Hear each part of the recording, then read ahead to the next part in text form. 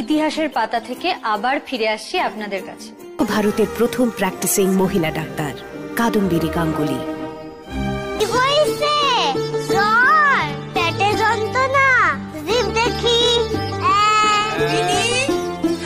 তবে যে বাবাই কয় মাইনছে পেরানের অনেক দাম, সবার উপরে মানুষ সত্য, তাহার উপরে নাই।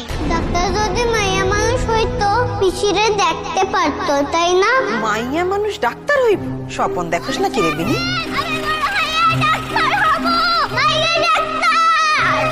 আমি ডাক্তার কাদম্বিনী গাঙ্গুলি আসছি আমার জীবনের গল্প নিয়ে।